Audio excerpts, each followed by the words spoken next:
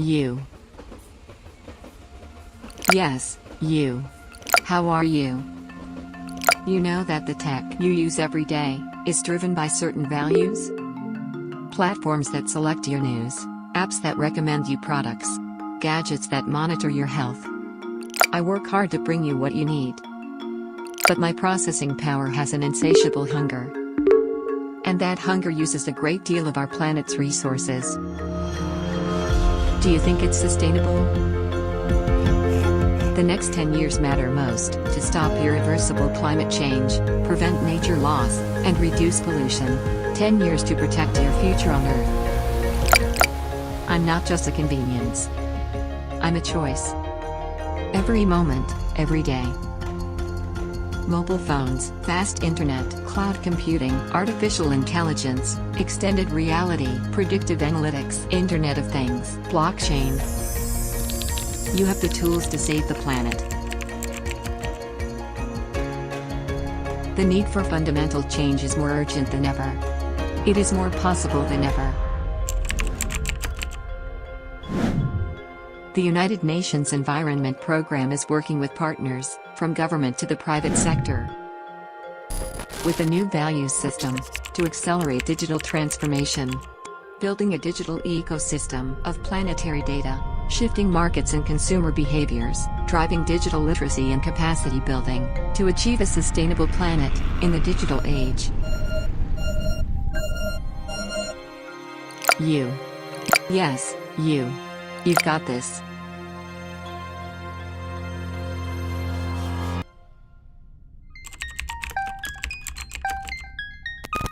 Join the Code's action plan for a sustainable planet in the digital age.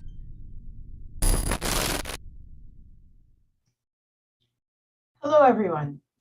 I am Dr. Eliane Ubali-Duro. I'm the Executive Director of Sustainability in the Digital Age and the Canada Hub Director for Future Earth.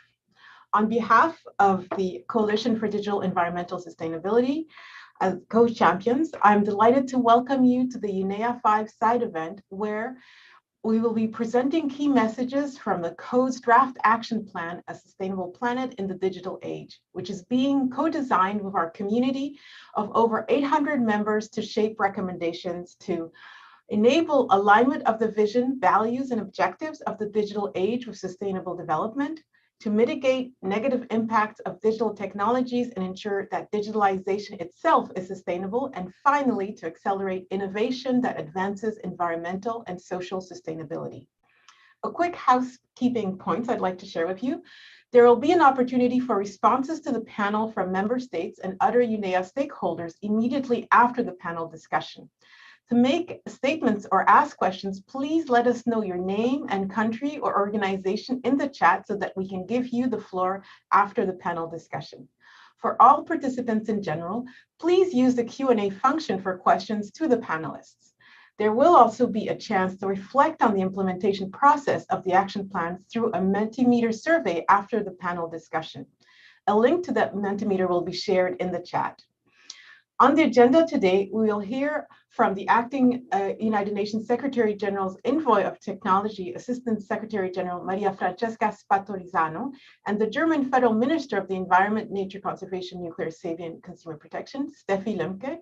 We will then hear more about the action plan itself from Professor Dr. Dirk Messner, President of the German Environment Agency. This will be followed by reflections from a wonderful panel who will speak to diverse stakeholder perspectives on how to effectively take the action plan forward. In today's panel, we will be joined by Philip Tigo, the Senior Advisor, Innovations and Open Government at the Presidency in Kenya, Gurudreda Mitra, Founder and CEO of Omdena, Rose Mwibaza, Director at the United Nations Climate Technology Center Network. We'll also be joined by Severin Sindizela, Global Coordinator, Indigenous Peoples Global Forum for Sustainable Development, as well as Kenneth James, ITU Generation Connect, America's Youth Envoy, and also the CEO of NADIS. Today's event is Code's fourth multi-stakeholder convening since its launch almost a year ago in March in 2021. So through these series of consultations with our community, complemented by Spark Blue, an online community engagement platform that is powered by UNDP, and the various collective intelligence exercises that were held, we hope to further strengthen the level of co-ownership across the COAS community.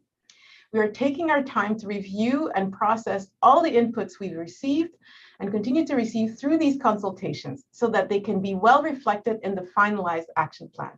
Our hope is to continue building momentum and engagement and to discuss effective implementation across stakeholder groups, setting a starting point for a 2 to 3 year impact process. So without further ado, I would like to now welcome Assistant Secretary General Maria Francesca Spatolizano.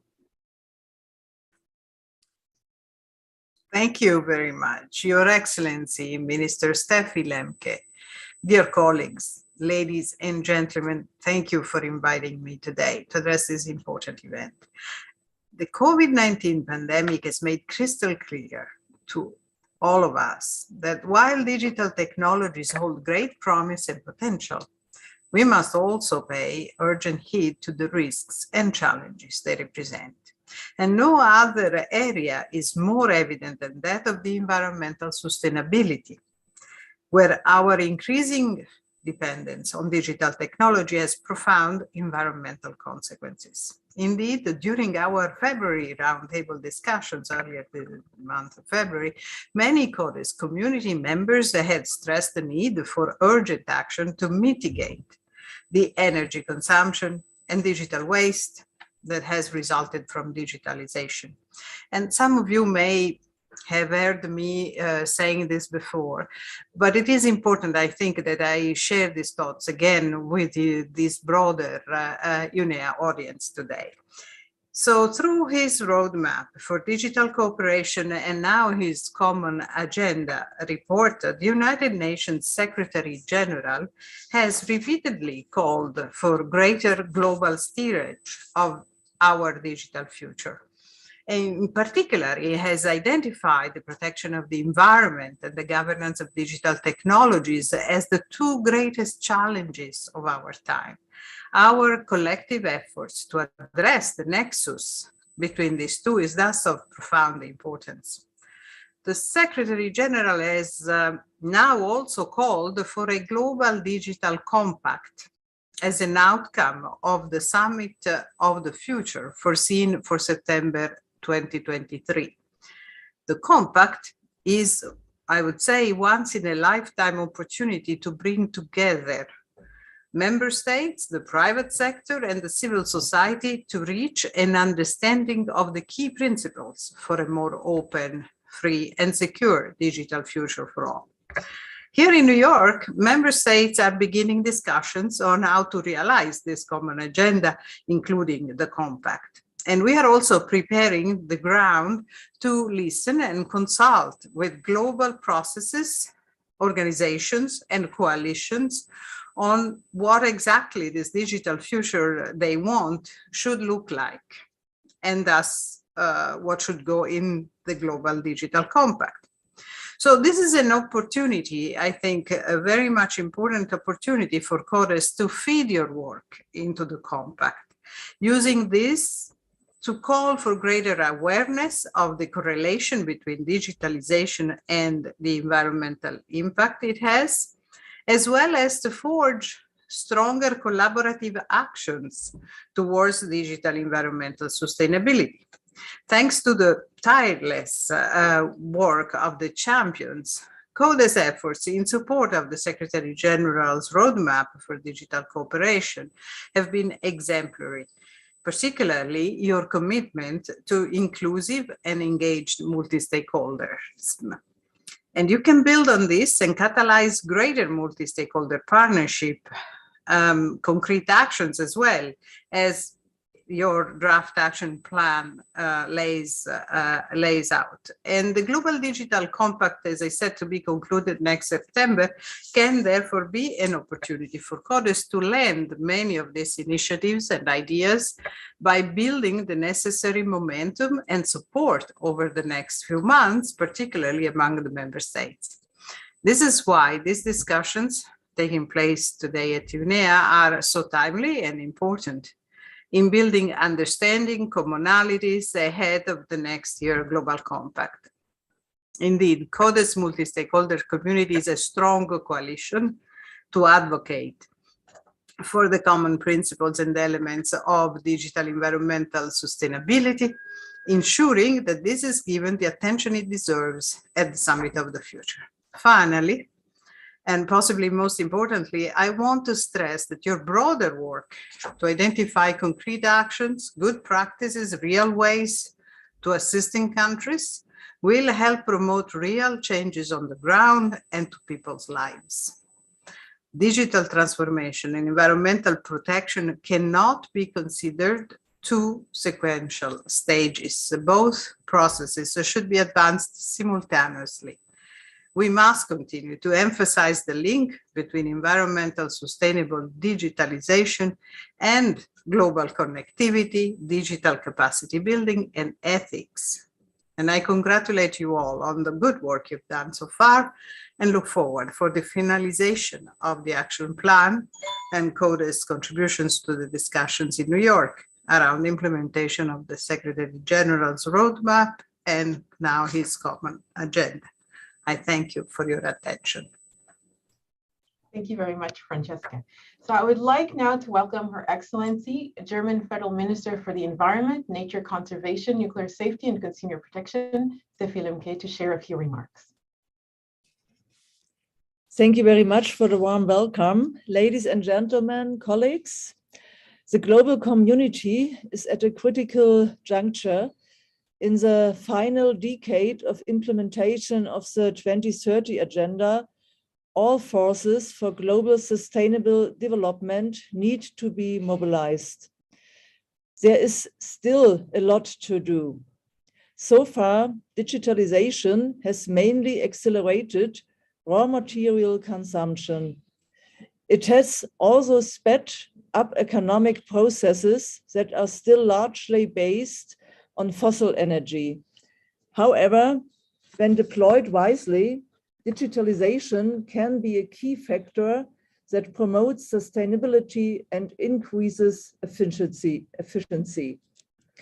The German Environment Ministry set out its guiding principles for this in 2020 in its digital policy agenda for the environment and launched numerous measures. The new German government has an even more ambitious program with further goals, such as climate neutral data centers by 2027. The German government's goal is to use and shape digitalization for sustainability in a two-pronged approach. Firstly, digitalization itself must have a positive ecological footprint. At the moment, every new digital application results in more data that has to be moved and managed. Every new end-user device and new digital infrastructure consumes valuable raw materials and energy along global production and supply chains. This is partly why the net effects of digitalization are negative so far. We want to change this. Digital infrastructure must be convened and developed in a climate neutral and circular way. A new right to repair will make a concrete contribution to reducing e-waste too. My goal is for digital infrastructure from satellites, transmission masts, and data centers to software and digital end-user devices to be as environmentally efficient as possible. Secondly, we need to take advantage of the great opportunities digital applications offer for achieving both nationally and internationally. Better environmental governance and use of environmental data are the best options for improved nature conservation and biodiversity protection. AI-driven data analytics and strong global open data governance can give a strong boost to monitoring and real-time modeling a global environmental change. Data-driven early warning systems can be valuable in disaster response and climate adaptation. In this way, digitalization can be a key factor in protecting against environmental dangers and the impacts of the climate crisis. Ladies and gentlemen, colleagues, Germany and I myself as Germany's environment minister support all efforts to align the digital transformation with the global SDGs. This includes the Coalition for Digital Environmental Sustainability.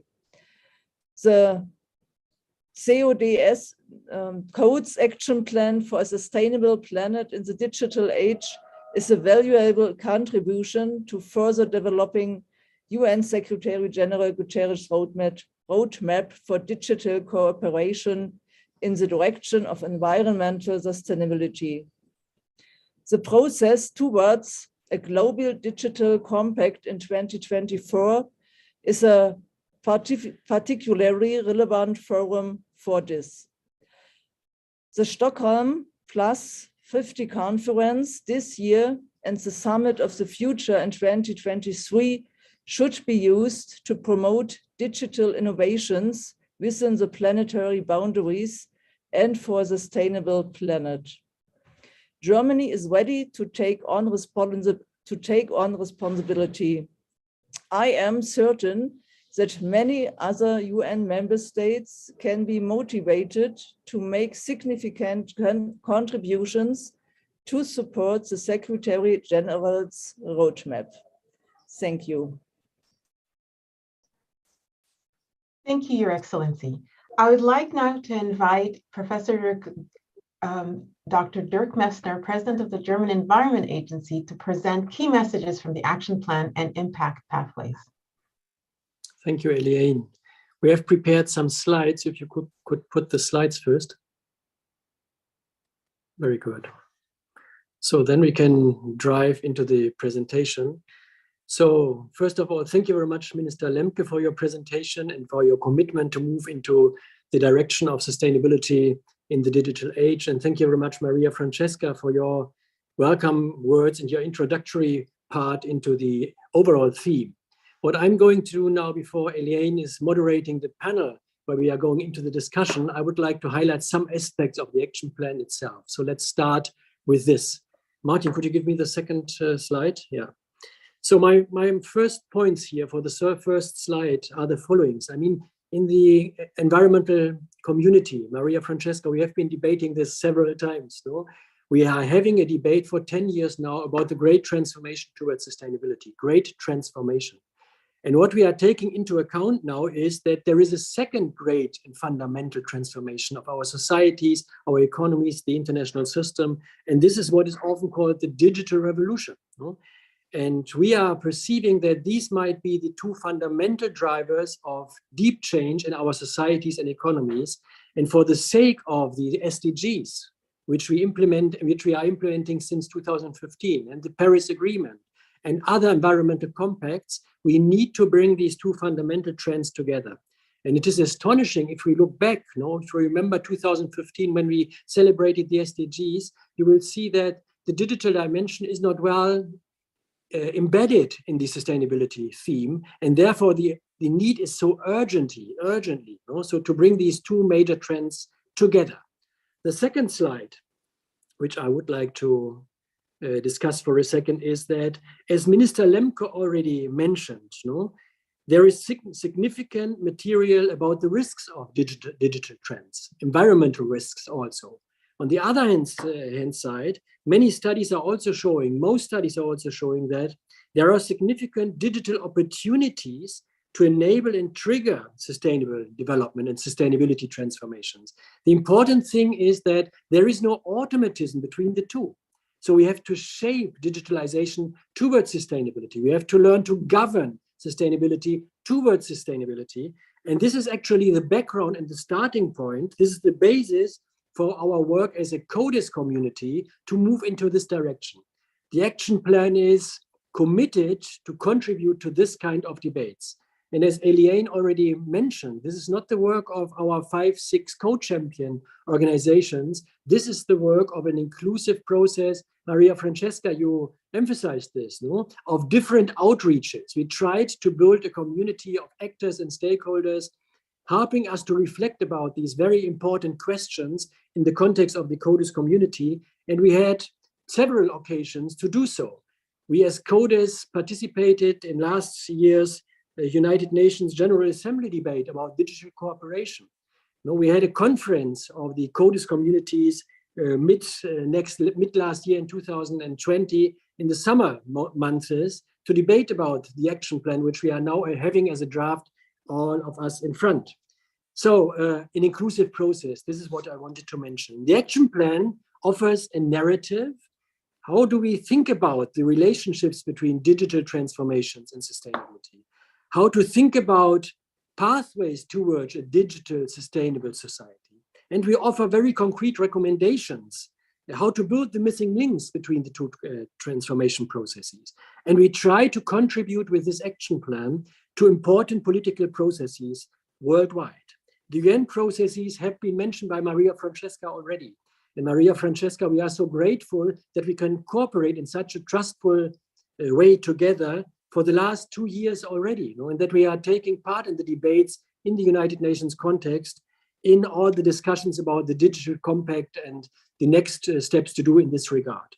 We will take part also in the Stockholm Plus 50 event probably in summer 2022. So we try to contribute to the most relevant debates internationally in the field of a digital planet towards sustainability. If you go to the next slide, I would like to show you some elements of our narrative. We have been identifying with our community 3 important shifts which are needed to move towards a sustainable digital age. You see here shift number 1, number 2, and number 3. The first one is about enable the alignment of digital change with sustainable development. And the starting point here is that from the beginning, in the private sector, in the public sector, when we think about our consumption, let's think systematically together digital innovations and sustainability innovations in a systematic and integrated way. Because as Maria Francesca and the minister said, many times these 2 trends are still moving forward in parallel, integration. Shift number 2 is about mitigating the negative impacts to make digitalization itself sustainable, greening digitalization from the beginning, because we have been listening to the minister and Maria Francesca. Digital innovations themselves are also energy intensive. They are resource intensive. So greening digital is a very important shift number 2. And shift number 3 is then enabling the digital innovations towards fostering the SDGs and our Paris agenda. So this is about moving towards digital sustainability in the future. And for us, all these 3 things need to be done in parallel, actually. We do not have the time to think about sequencing, starting with number 1, moving into number 2, and then number 3. In the real situation in which we are, under the time pressure in which we are, regarding the SDGs and the Paris Agreement, we need to do this in parallel. And this obviously implies that every shift needs also collective action now, locally, nationally, internationally. Let's move to the next slide, where I would like to make you aware that in these 3 shifts, we are zooming into these different areas of action, and we identify 6 enablers towards the first shift, 6 major problems to avoid the environmental damages, the potential ones of digitalization. And shift number 3, these 6 most important innovations fields. And in all these different areas, we identify very concrete instruments and very concrete strategies to make progress. What I would like to emphasize now for our discussion, and this is what the panelists will debate during the next half an hour or so, are impact initiatives which we identified based on our analysis. And Martin, if you give me the next slide, we can look at these impact initiatives. And as you can see here, we distinguish 9 different impact initiatives. And our argument here is that we have been looking for catalytic initiatives to leverage transformational change in one or more shifts. No? We have been thinking about global impact initiatives that stimulate global change. No? We have been thinking about initiatives which are multi-stakeholder based initiatives that rely on a broad actor coalition to make systemic change, economic ones, scientific ones, social ones, possible. No? So what we are suggesting, therefore, are 9 different impact initiatives. And for in the sake of time, I'm going to emphasize now only 3 of those. You know, our panelists know the other ones, and you can go into the text, obviously, but I would like to highlight 3 examples here for impact initiatives. And we are asking in the discussion which comes afterwards, we are asking for your comments, we are asking for commitment to move into certain directions, which we are debating and suggesting here. So let me highlight 3 illustrative global impact initiatives. The first one is we are suggesting a World Commission for a sustainable digital age based on a multi-stakeholder consortium.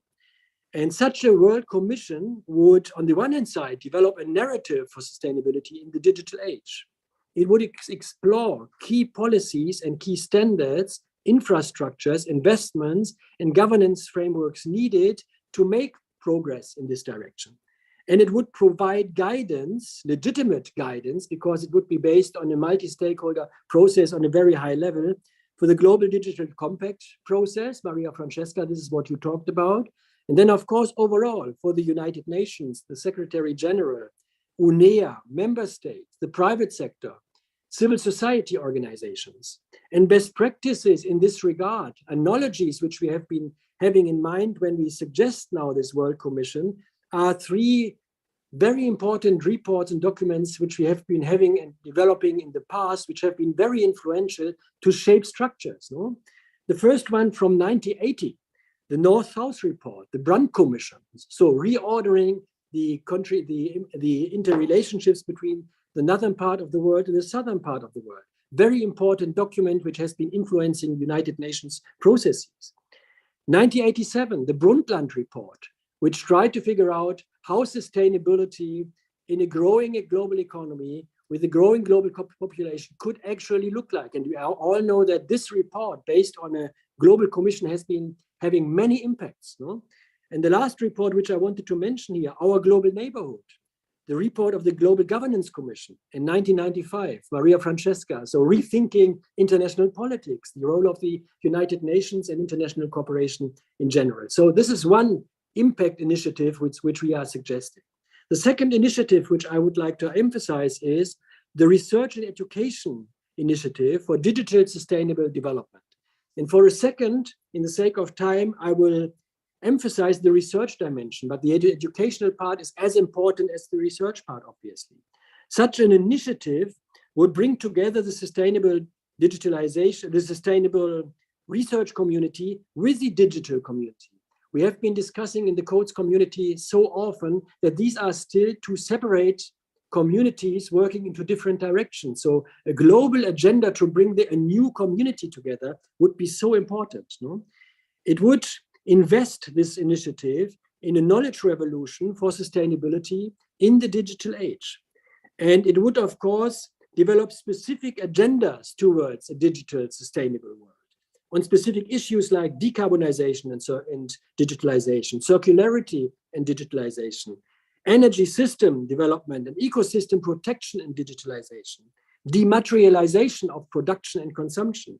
It might also explore digital solutions for the bottom 4 billion of the global community, which is very important from an SDG perspective, obviously.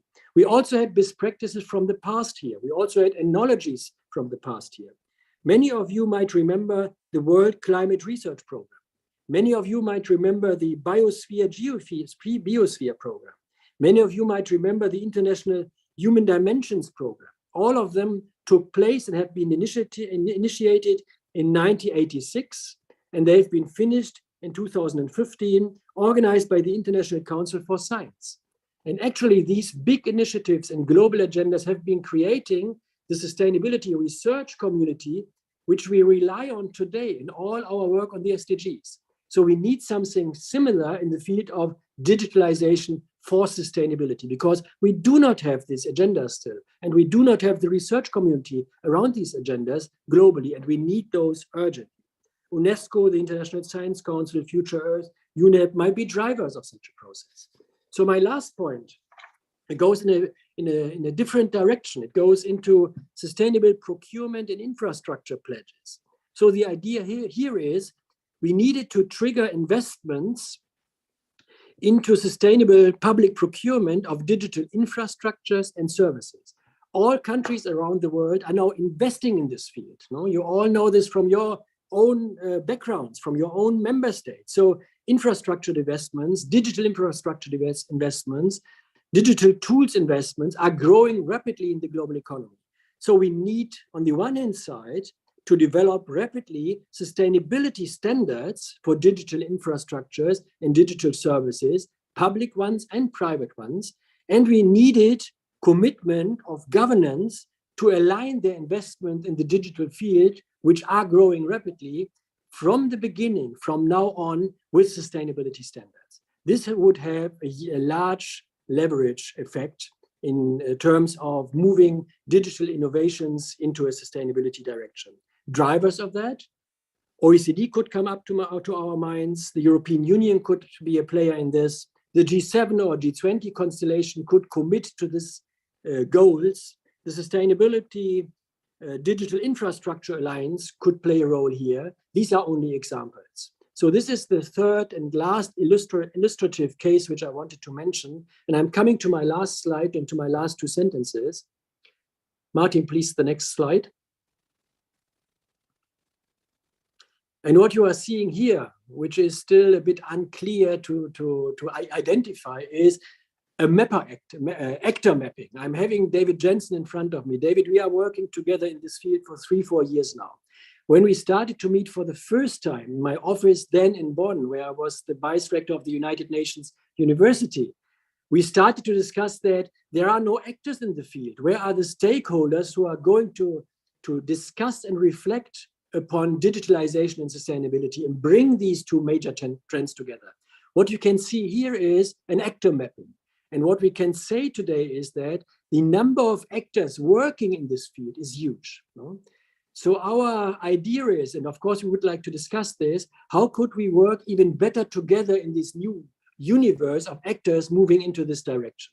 And the impact initiatives which we have been developing and are suggesting here could be something to debate it globally in this new universe of stakeholders trying to foster and develop the idea of the sustainable digital age further. I thank you very much for your attention. Thank you very much, Dirk, for really giving us a wonderful overview of the action plan and moving forward. So I would like now to invite our panelists to join Dirk and I in reflecting on the action plan and how we can effectively take this forward across stakeholder groups. So I'd like to welcome Phil Thigo, the Senior Advisor, Innovations and Open Government at the Presidency of Kenya, Rudradeb Mitra, the founder and CEO of Ondena, Rose Moibaza, the director at UN Climate Technology Center and Network, Severin Sindizera, Global Coordinator, Indigenous Peoples Global Forum for Sustainable Development, and Canis James, ITU Generation Connect, America's Youth Envoy and CEO of NADIS. So welcome everyone. I'm going to be starting with Canis for my first question. So Canis, I would like to ask you, how can codes help to catalyze a youth movement to demand sustainability from decision makers and digital companies, while at the same time, what do you see is the biggest challenge faced by youth in using digital tools to adopt more sustainable behaviors?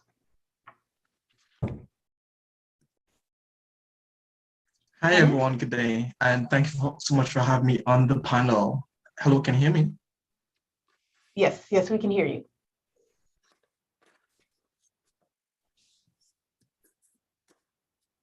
Yes, you can go ahead, Candice, we can hear you. Everyone, and thanks so much for having me. Question. So regarding how can codes help catalyze the youth movement to demand more sustainability from decision makers and digital companies in this process of coming the youth to action to demand more sustainability, I think that transparency opportunities plays a huge role. With the money increase transparency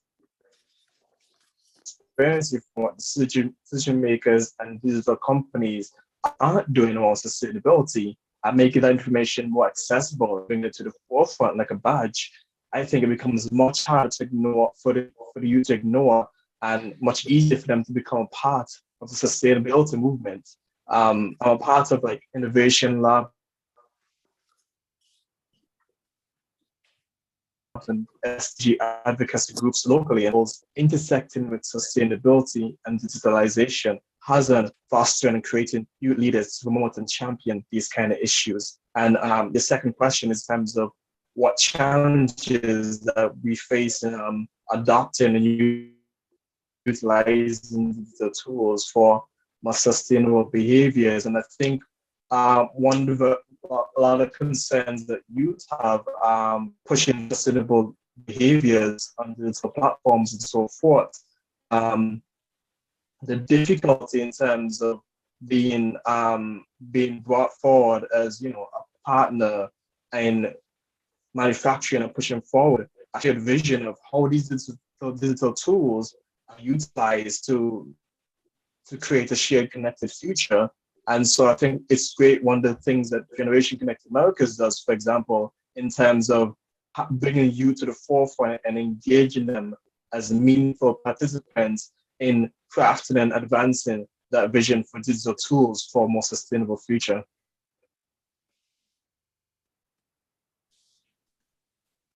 Thank you very much, Kenneth. So I'd like now to pass it on to Ridra Deb. So Ridra Deb, the action plan makes a radical proposal that sustainability should be hard-coded in the algorithms and apps of the digital economy, and the digital platforms should offer sustainable products and services by default. Do you think it is possible to accelerate sustainability through algorithms and code? And what do you see are the barriers to that digital companies face to drive forward a green digital future? Cool, thanks a lot for the question and inviting me. So is it possible to accelerate sustainability through, I mean, yes, in principle, but I think the biggest problem with sustainability, and specifically if you want to somehow have it in code and algorithms, is to assess the impact of it, right? So what does exactly mean the effect of doing something? And we still struggle with qualitatively understanding the impact of doing an action with respect to sustainability. And I think that is the biggest challenge with respect to hard code, some aspects of sustainability in algorithms and code. In like what it really means, and that I do not personally know. Maybe there are people who do know that, okay, we can actually somehow assess the impact, and then the algorithms can somehow check it, but it's too broad a topic, and I hope it's possible, but I don't see how it would be done at this point, especially when you talk about sustainability as being such a broad topic. And what barriers do digital companies face to drive? I think that the barriers, I think the barrier is mostly somehow connecting sustainability with profits, right? Because at the end, when any company are working, they have to drive profits. And the way, unfortunately, I think that a lot of times sustainability is being used is more of a PR rather than actually being able to be seriously say that, okay, we want to be a sustainable company. There are such companies actually, and mostly startups that I came across when we talk about companies, for-profit companies, but there are not a lot of those. And somehow being able to build a company that is both sustainable, or at least, in certain respects, sustainable, focus on those, as well as able to make profits. And often these companies are, have investors, and even there are a lot of impact investors. And one of the biggest challenges I have understood by talking to impact investors is how do you assess the impact? So I think those are the biggest barriers, is basically qualitatively seeing the effect, transforming those into some metrics, and then somehow being able to connect to that profit so that they can continue going forward, not relying on grants from governments or big organizations to run those. So I'd like to just follow up with you, Richard, I have one more question in terms of how do you think codes can further engage digital companies to embrace the action plan and collaborate around certain impact initiatives like the ones mentioned by Dirk? And what incentives are needed to ensure that we're able to move towards making sure that there is profit while we're scaling sustainability? I mean, the way I would say is that at the end, the people are getting more and more conscious. So it's more, the demand comes from the people and not from the top down. So I always believe in a bottom-up structure. I believe that at the end, it's in our interest, people's interest, to build a more sustainable world. And the key for codes is to work with companies that are already kind of working with communities. And there are many such companies, as I said, and I'm not talking about, big corporations who a lot of time do it just for the CSR. Actually, I don't believe in CSR. Which I actually genuinely want to make a change. That's their business model. That's what they are doing a lot of great work. So to work with such kind of digital companies. They're already motivated and work with them, engage them.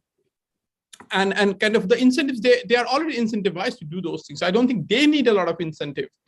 But because those companies realize that they want to, first of all, make a change, and they are engaging the communities. And when we talk about, we use the word community a lot, right? What does a community mean? To me, a community means that we are engaging the stakeholders, people that for whom we are building the solution, they are being engaged by the company to build those solutions. They're involving this solution. So in a short, if your question is how do you how can further engage, identify the companies. There are many of those, and just work with them to achieve partnership with them. There is no need to incentivize them because they're already incentivized. And I think that and slowly the society will get more and more educated, that society will demand companies to be more sustainable. And companies will, as you can see, more and more moving out from this CSR aspect to making sustainability as a core to their business. And then once they realize that thing, then partner and work with them. I hope that kind of answers the question. I really love the idea of let's move it from CSR to just becoming core of all businesses. That's really helpful. So I'd like to move on to Rose. So you've been involved in major efforts to support the transfer of climate technologies in the global south and help build related capacity. How can the Code's action plan accelerate the transfer of green technologies and help massively scale their applications? And what do you see are the greatest barriers to uptake that Codes could help address? Thank you, Eliane. And I think I will focus on something that Professor Dirk Messner mentioned in terms of the Code's impact initiatives to respond to your question, and focus on what in that we have called Initiative 4, which is on digital versus climate change. From my experience on the work we do as a technology mechanism of the UNFCCC, there is a lot of potential, and really I'm excited about Codes, and I'll tell you why in terms of transfer of technologies. One, as the Codes initiative recognizes, is a huge digital divide, and so part of what we do in the work on facilitating technology transfer is try and reduce that digital gap.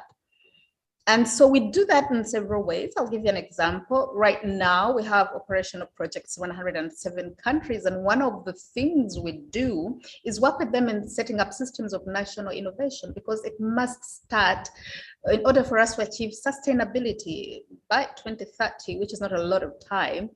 There must be a role at national level for every member state. How do you do that for the countries that we serve, especially in the global south? Is by supporting them to set up systems of national innovation. And what is really also interesting within the context of that work are the conversations we are having, for example, with the Green Climate Fund to support the establishment of what we are calling incubators and accelerators for climate action, where we'll be looking at impactful actions that help us, shift the needle, as it were. The IPCC working group report came out on the 28th of last month, And they've made it very clear it can't be incremental action, it has to be sustainable, and it has to be systemic.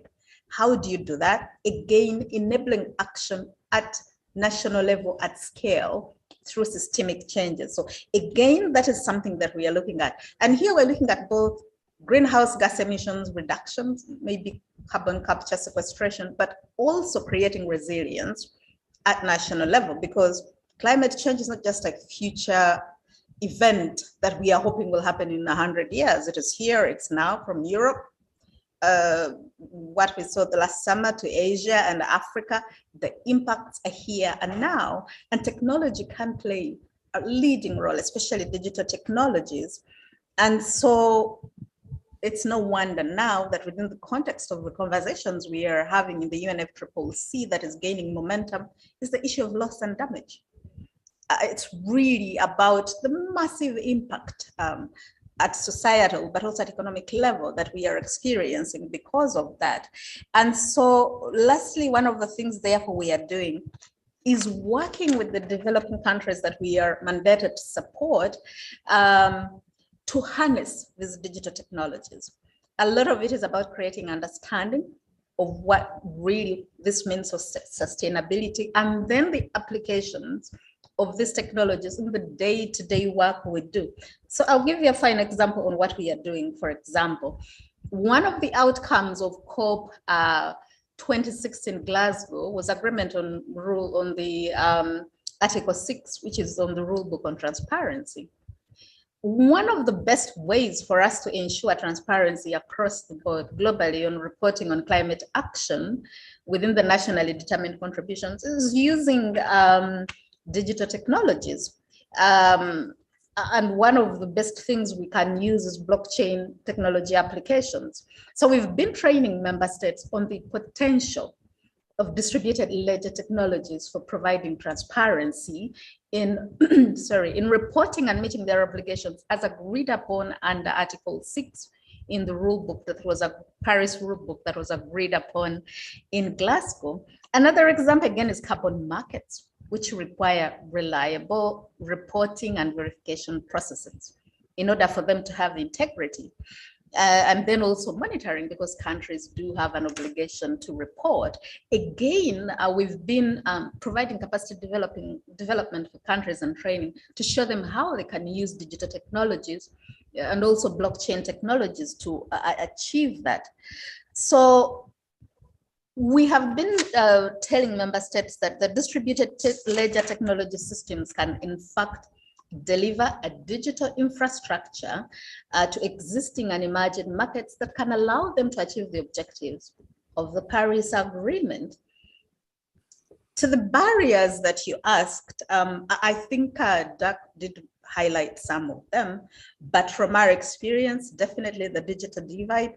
How can we enhance or tap into the potential for digital technologies worldwide to achieve sustainability with such a huge gap? That is a challenge that we have. The knowledge gaps, and that's why I talked about the training we are doing, but also understanding the benefits. Sometimes the knowledge barrier is cultural and it's lack of understanding. So that's something we have to cover.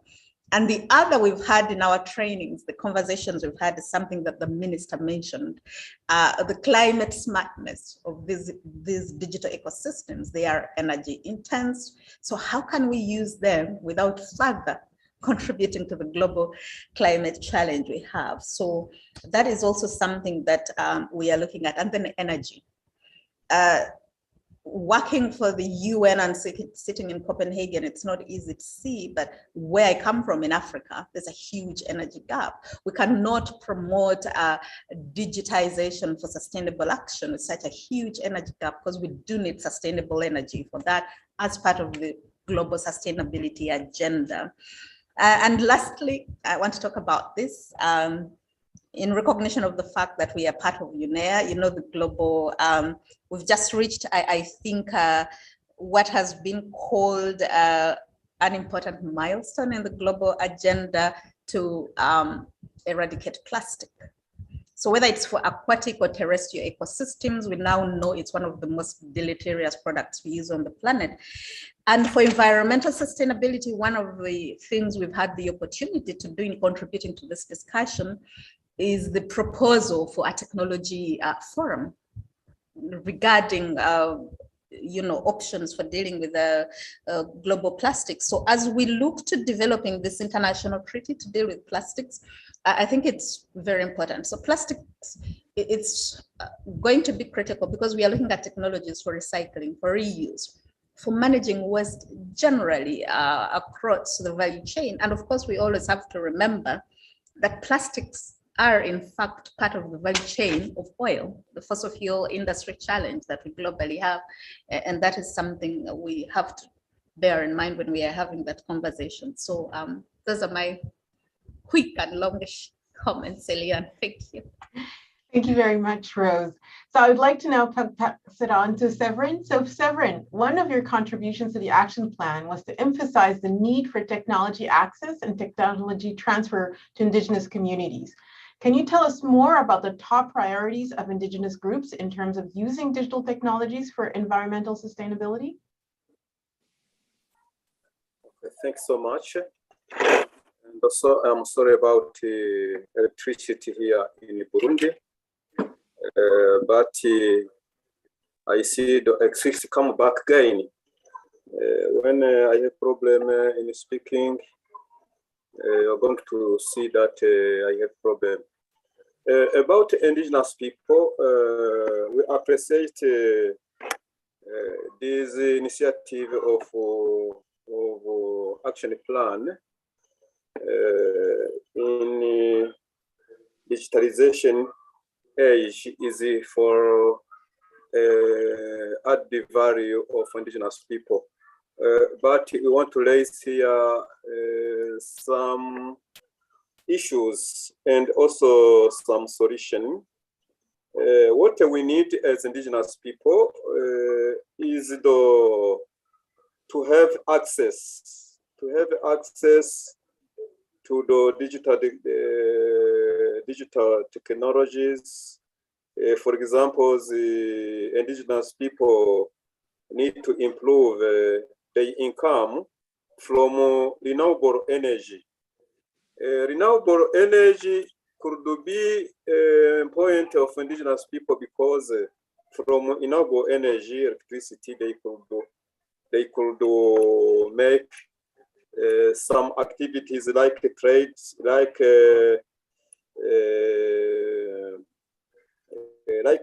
other activity which can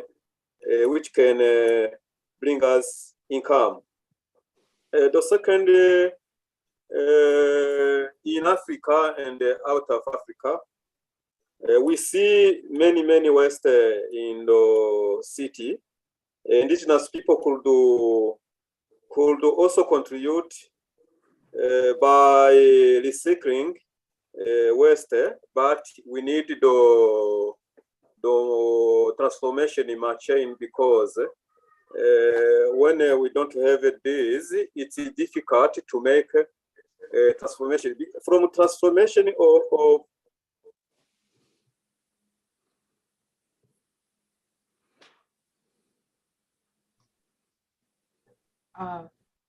Severin, are you still there? Maybe what I'll do is I will move to Philip Thigo, and then we can come back to Severin if he's able to rejoin us. So Philip, the development of the action plan has been a global process involving stakeholders from 100 countries and from all key sectors. How can we further increase engagement and ownership by member states? Thank you so much, Eliane, and the team, of course. It's been an interesting year, I think, having a conversation and engagement online, mostly because of COVID-19. So I think my first response, I think, is to the extent that how do we take this more offline? Because a lot of communities, because you talk about digital, I think Rose has mentioned a digital divide. Technology now affects everybody. The environment we know now also affects everybody. So how do we ensure that we use organized groups, extend engagement in a way that recognizes how people consume information, but then how we provide a feedback mechanism so that their views are part of CODE's action plan. The second part, I think, is that even from the conception, we knew that it is an action plan, yes, but it's more or less of a playbook. It's something that we can iterate over time and see how we can co-create the model that then fits to very specific contexts. Context is key, and we've seen the challenge of Burundi. Just by the internet going, you then miss out on conversations. The third piece, of course, is we all have different vantage points. I think that type of engagement, especially if you talk about by member states, not all countries are created equal, though they're all equal within the United Nations. So it means that we must think about inclusivity, diversity, but also be highly consultative in a way that recognizes, and this is the point that I want to make, it's just not about consultation. From where I sit, the challenges that CODE's action plan is trying to address and are there now. So the action plan is not something that we hope to implement in the future. It is something that we need to implement now. And sometimes it's good to know that the current world we're living now has challenged everything. How we plan, how we live, how we work, how we communicate. And so for me, even this action plan, we need to start implementing it now. And the engagement with countries need to be to the extent that the action plan is addressing their pain points, because that's how countries work. We need to see use cases that then brings in the sort of elements that are coming around the impact initiatives. Then over time, you get more engagement and more involvement. The other piece, part of engagement is also language. And Rose knows I speak this tech language, but the more I engage with people, the more I realize we need to have common fluency. We need to have common language. I was talking previously that, these two terms are never put together. I've struggled the whole week. This week with UNEA, with UNDP being around, with PIDA, which is the Africa Union infrastructure meeting, that these two words are nowhere. There's nowhere they're linked. Environment and digital sustainability, they're nowhere. So I think for me, then you understand that in more ways, CODES is breaking new ground. But then in breaking new ground, as much as we want to create standards within the impact areas, we also are creating a common language. And I think all of us need to be speaking the same language. Because the minute I talk about AI, it means something else to somebody else. The minute I talk blockchain, you lose everybody. The minute I say distributed ledgers, people start to scratch their heads. And so to the extent that how do we ensure that we can break this down in the way that we speak common fluency? Again, the North-South divide, and I think Dak mentioned this, is when you are working with countries in the global south, I know you, Rose, this is your bread and butter and you do this every day, is that countries are just struggling even to access bad technology. And I'm saying that with all the love I have for because sometimes you just need tools to sort of meet your current development challenge, even before you layer on sustainability. So how do you ensure that we reduce the barriers to access the knowledge, the data on how to harness environmental or technologies that are sustainable in a way that doesn't break the bank or that doesn't create difficult choices for countries, especially who do not have or can't access technology. So it's one thing to transfer technologies, but from the get-go, from the design, how do you ensure that accessibility is inbuilt, recognizing context, but in a way that then is resilient? That's the word I was looking, because sometimes these technologies are not resilient. And I have 1,000 use cases just for COVID-19 emergency response. The final point I have in this case, in terms of just engaging member states and ownership, is very much around use cases. Because use cases, in my view, then enables us to test the model especially of these impact initiatives. But that's how you weave ownership, because then the use cases can then begin to create a conversation where it's not the experts who are transferring the technology, because sometimes we leave all these things to experts. It's very much countries talking to other countries to say, listen, this is how we did it. This is how far we've come. This is what we are seeing. But then how do we ensure that you do not make the same mistakes that we did? So for me, the ownership also includes empowering countries to be able to engage with other countries themselves, to be able to share experience, but also co-create this. Because honestly, technology is changing. So there's not, it's not, we won't do A and then we go. It will change. And so how do we keep on ensuring that there's constant community and conversation around how we can, and that's why I'm saying this, I see codes more or less of a roadmap, not necessarily a hard-coded action plan. Thank you, Elaine. Thank you, Philip. I would like to ask you a question and open it up also to the other panelists, but I'd also just like to let participants know that we really, if you have any questions, please put them in Q&A. And if there are any responses from member states or other UNEA stakeholders, please let us know so we make sure we make some time for you. So the question I have for you, and I think you've started articulating it, it's really, if we think about metrics, what do you see are metrics of success in terms of implementing the action plan, and what does success look like over the next 12 months for you? I think, yes, I've talked about fluency. And I'm sorry, I'll move from the programmatic to the systemic, because programmatic, everybody can do their specificities. I think from this sort of 10,000 feet, I think fluency will be a big deal. If everybody, private sector, civil society, governments are in the same fluency around digital environmental sustainability, I think that's a big metric in terms of a win. The second one, of course, is inclusivity. If we include, because we know the digital divide and how it is, but worse off, we know now that the dividends of technology, especially technology, flows disproportionately to early adopters. If we can ensure that we all get off this ramp at the same level, we would have achieved a lot, because then we'll be leaving no one behind. We'll basically be all going the same. The third one for me is basically in three parts. One is efficacy, because ultimately we can include all we want, we can be at the same level, but are we effective? Because you've seen the IPCC report. I mean, we need this now. The math doesn't add up. So can we begin to see the efficacy of this narrative around the roadmap? The second thing I think I look at in terms of a metric is vibrancy. Are people excited? Because I think about when people are excited, they act on their own. Then there's agency. So how are we getting people more excited? And excitement for me is being able to harness the platforms we're building to solve everyday problems in a way that then meets the challenge of digital and environmental sustainability. The last one is connectivity.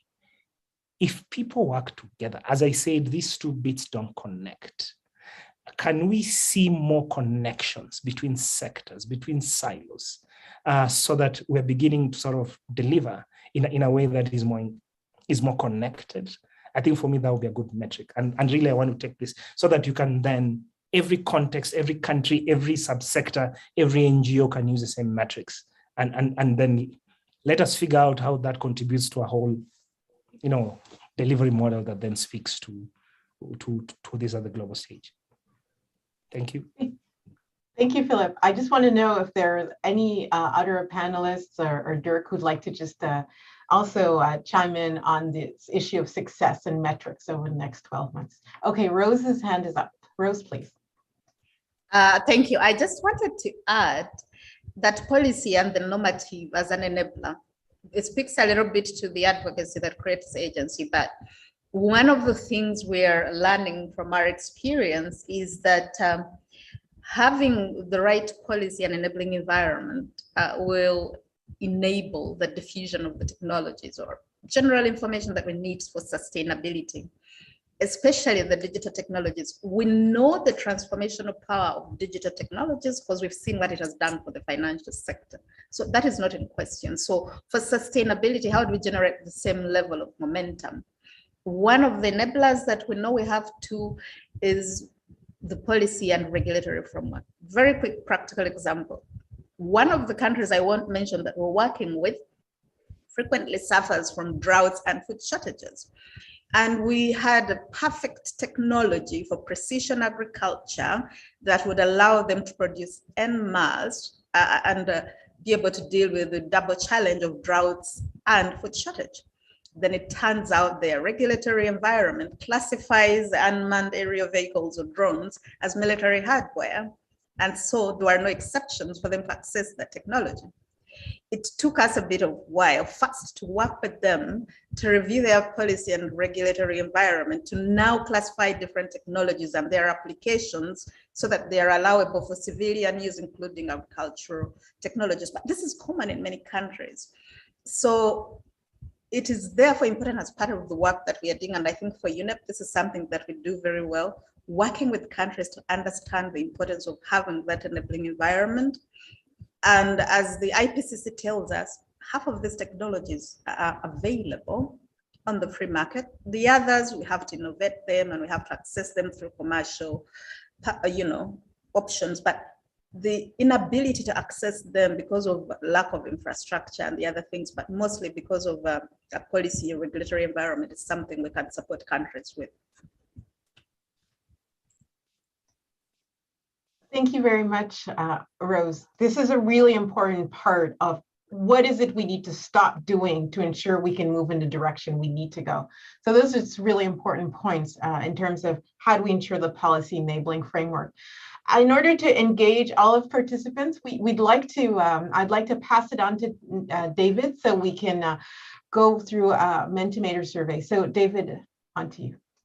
Thanks very much, colleagues. And for those of you in the audience that have not yet joined one of our codes roundtables, we have been running this collective intelligence process each time where we have Mentimeter surveys, we have a bunch of different tools we're using to try to get this collective intelligence process working. And the action plan in front of you is really an outcome of that collective intelligence process. As Dirk mentioned, we've had multiple roundtables, we've had a conference, we've contributed to a General Assembly debate, and we have been synthesizing all of these inputs over the past year. So I want to do the same thing now. I want to run a Mentimeter with 5 questions, again, getting the pulse of the group and also collectively brainstorming these 2 big questions. How do we continue with the stakeholder engagement? How do we deepen it? How do we make it more inclusive? And then, second question, how do we actually start to implement this action plan and get commitments towards it? So I'm going to start the Mentimeter survey. I'm going to drop the link into the chat, and we shall start in a couple of seconds to get this underway. So you'll bear with me while I drop the link in. The link is coming in now, and then I will start to share my screen.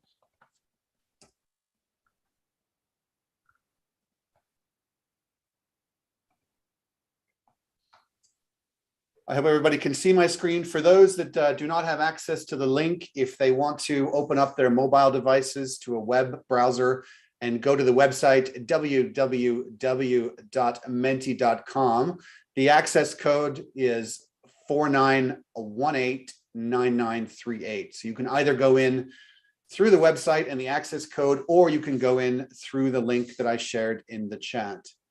So I'll give colleagues a few moments to get into the site. Again, the website is www.menti.com and the code is 94189938.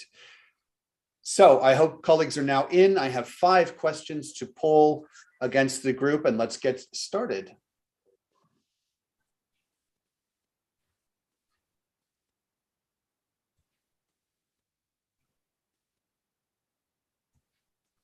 Of course, again, we have digital problems and digital technology is not behaving. For some silly reason, I'm unable to get past the opening screen. So give me 30 seconds to sort this out. Here we go. Okay, let's go back. So the first question, we've talked about all the engagement that's happened so far. And I really want to get a sense from the group. Do you think there has been sufficient stakeholder consultation and co-design of the code's action plan to date? What is the view based on what you've heard so far? As we said, there's been 2 roundtables, there has been a conference, there has been a General Assembly debate, there have been multiple touch points online. How are we doing in terms of inclusion, in terms of diversity, based on what you've heard so far?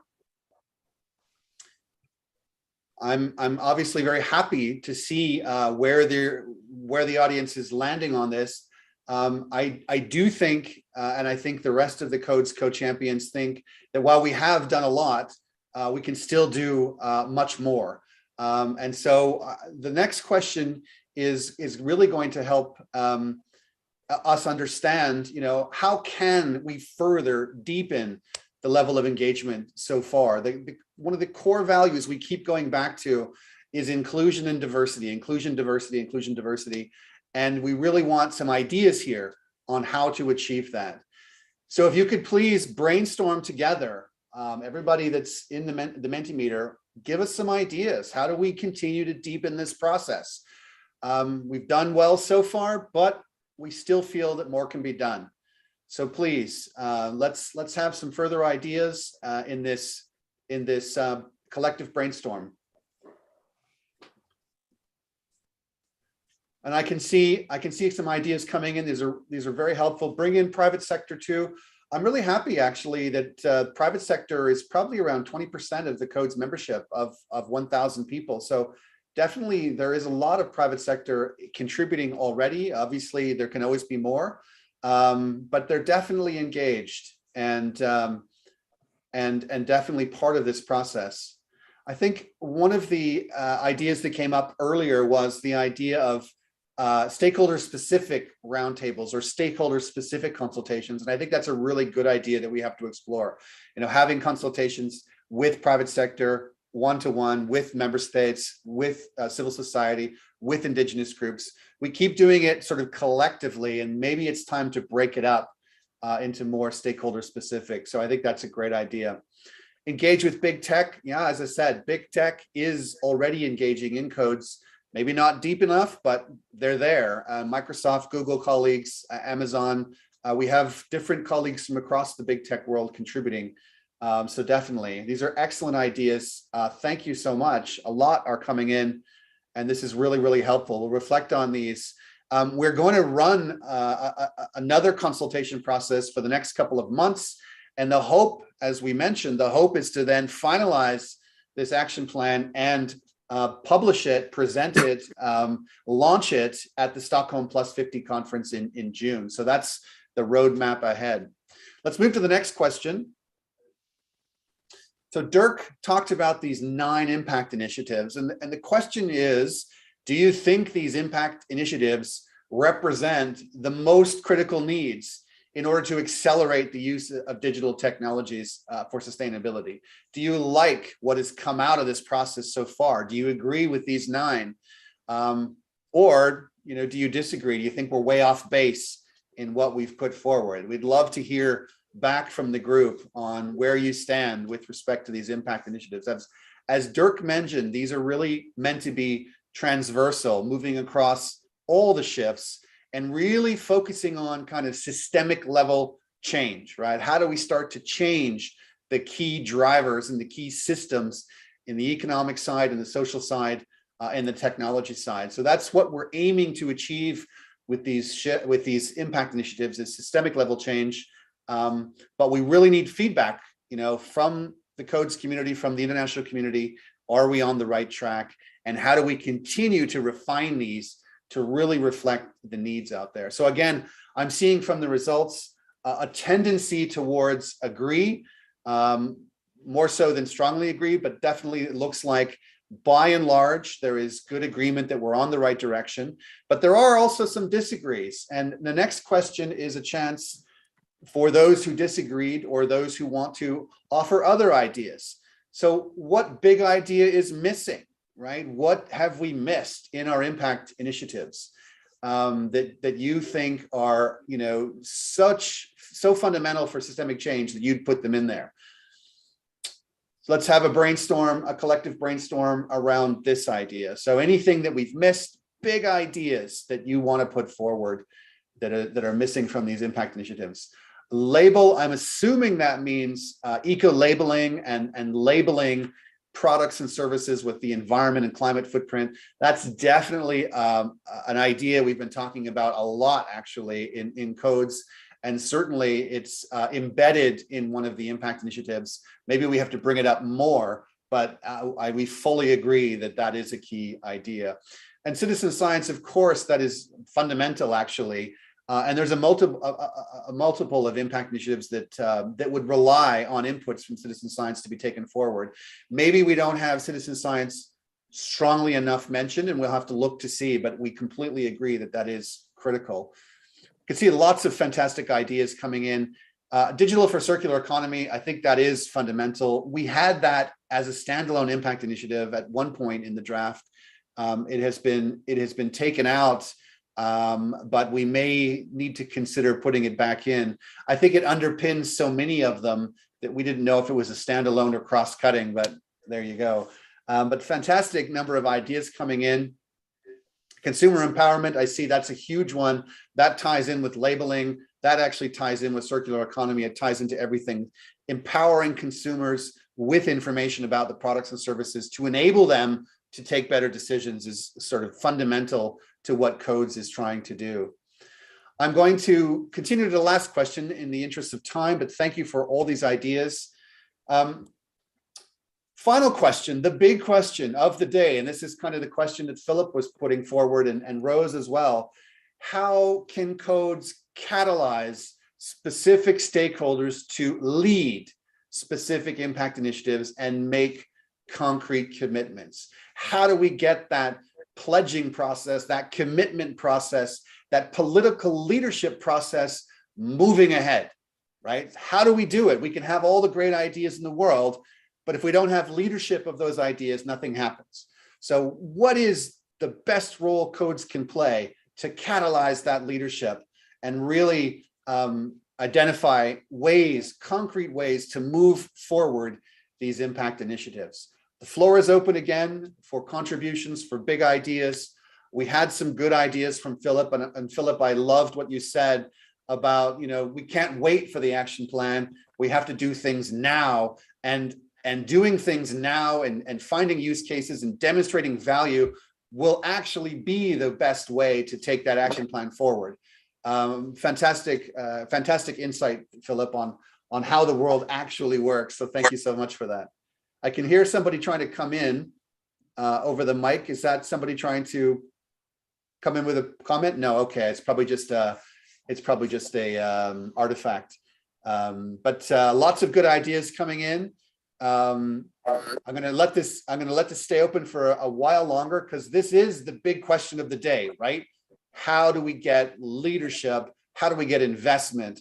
How do we get stakeholders to embrace these ideas and really take them forward? And as Philip, as you said again, how do we ensure this is vibrant and that people really feel compelled to engage and take this forward? So lots of excellent ideas coming in. As I said, we are going to be continuing this consultation process over the next number of months.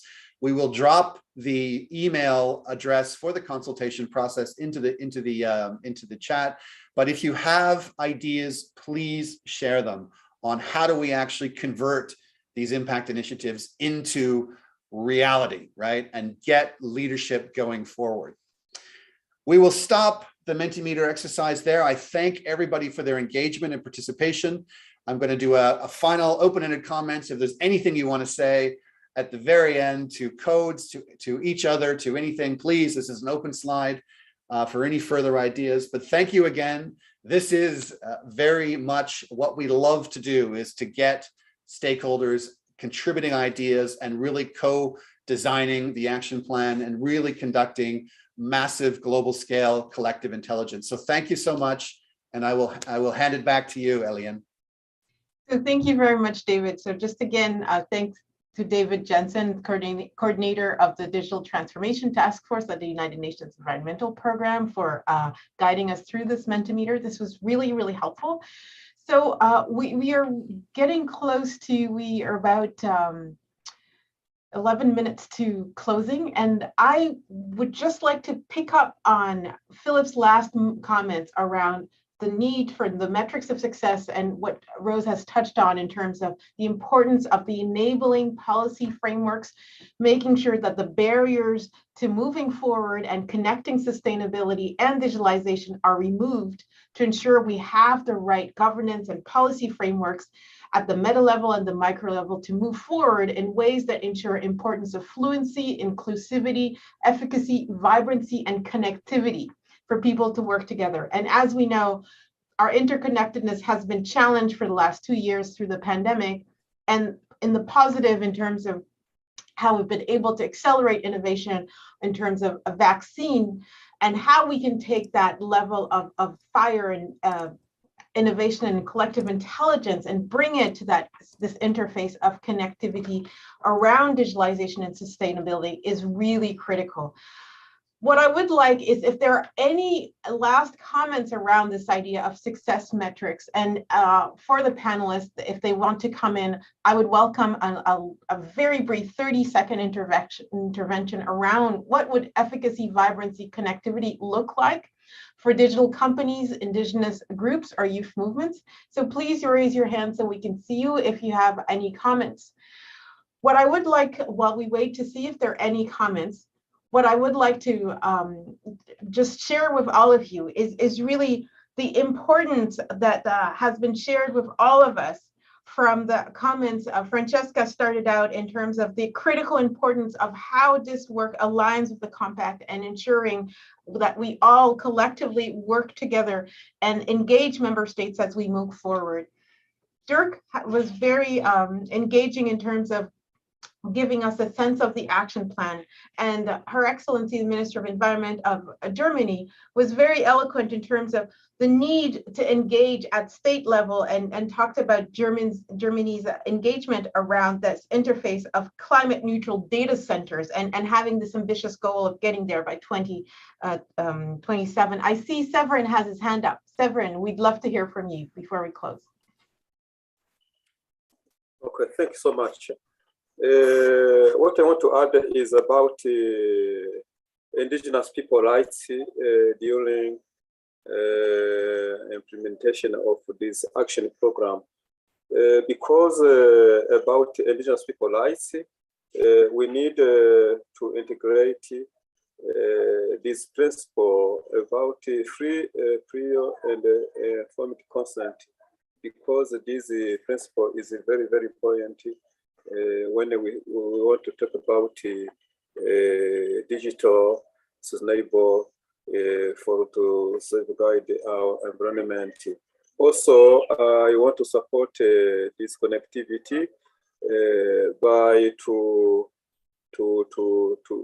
make a cooperation between stakeholders like government, companies, indigenous people, to follow up how this system of digitalization is working in favor of indigenous people to have income, to have to improve their living condition. Thanks so much. Thank you very much, Severin. So I just wanted to say it's really critical as we move forward that the engagement with indigenous populations is prioritized, and we really are grateful for Severin's participation today. And so one of the things that I really want to highlight is this importance of how do we ensure that as we move forward, that digitalization becomes as sustainable as possible, to ensure that the tool we want to use to accelerate the process in terms of systemic change, as Rose mentioned, it's not about incremental change. We need systemic change. We need transformational change to happen. And we need to ensure that the tools that we're using to get there are also sustainable. And at the same time, as Philip said, we need to make sure they're accessible now so that the countries that need them and that are not in the early adopter group are able to access equally the most sustainable technologies as we move forward? And how do we ensure that we all are engaged as producers of knowledge as we move forward is a critical element that permeated a lot of the interventions. And how do we work with all those who are ready? This was a comment that I found very helpful in terms of the contributions that were made earlier, in terms of we need to work with the startups and the organizations that are ready, and we need to connect all those who are ready so that the enabling connectivity can be accelerated and that we have more case studies to help us determine the measures of success and the metrics that we need so that others can come in and have enabling frameworks that they can adopt, that they can learn from startups, from company, nation to nation, and so that our ability to learn collectively and accelerate the change happens. So I would like to now invite Megha Sood, the science officer at the International Science Council, to reflect on the next steps from here. Megha? Thank you so much, Elaine, and thank you to everyone who's joined us today and given us your time. This initiative has come a long way over the last year. We've grown into a community of almost 1,000 members over that time. And this rich discussion today is really a testimony to how urgent and important this intersection of digital and sustainability efforts is to our combined efforts of securing an ecologically thriving and socially just planet. In the light of the IPCC's bleak warning earlier this week that the window is rapidly closing for us to be able to secure a livable planet, we really do have to acknowledge that while technology is not a silver bullet and there remains deep social, economic, cultural, ecological work ahead of us, this work will happen in a digitalized world. So this process, it started as a response to the Secretary General's Digital Cooperation Roadmap, and this will continue to be urgent implementation and operationalization work ahead of us in the next 2 to 3 years. And as Philip mentioned, this is not really an action plan for the future.